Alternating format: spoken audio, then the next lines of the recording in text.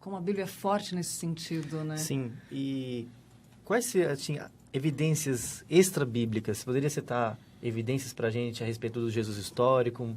Bom, vou dar uma lida aqui, mas tem uma lista grande de personagens históricos que citaram Jesus. Então, você tem, por exemplo, no ano 50 depois de Cristo, pouco depois que os evangelhos foram escritos, que algumas coisas, na verdade, pouco antes que os evangelhos foram escritos, e no mesmo período que as cartas paulinas foram escritas, você tem Talo, que é um historiador grego, que escreveu sobre Jesus e tentou explicar o eclipse que aconteceu, né, como um eclipse, a escuridão do dia como um eclipse. Então, provavelmente, isso não é uma invenção, porque ele tenta explicar a escuridão na hora da crucificação como se fosse algo natural. Olha. Então, provavelmente, ele não inventou isso. Sim.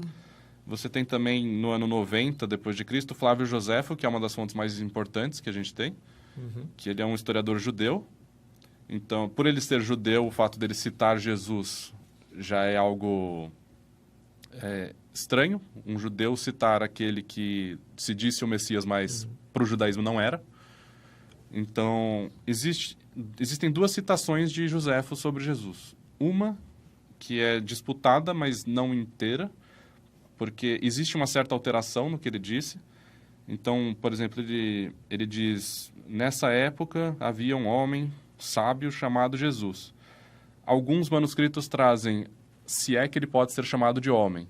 Só que aí a gente sabe que é uma adição posterior, porque um judeu não engrandeceria Jesus tanto. Sim. Só que no original a gente tem, porque até cópias árabes, que não são cristãs, tem a citação de Joséfo. Então a gente sabe que essa é uma citação original.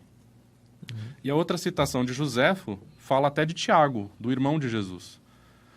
E ele cita, o Joséfo fala, Tiago, irmão de Jesus, chamado o Cristo. Como ele é chamado o Cristo e não Jesus, que é o Cristo, provavelmente essa é uma citação original de Joséfo também.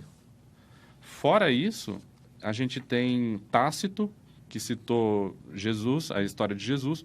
Tem Plínio o Jovem, que disse que os seguidores de Jesus se reuniam para fazer uma refeição. E vários outros, como Marabar Serapion. Você tem também o Talmud dos judeus, que diz que Jesus praticou bruxarias, porque os judeus não acreditam que ele fez milagres, né? Então, para eles é bruxaria. E isso é muito interessante, porque o fato deles dizerem...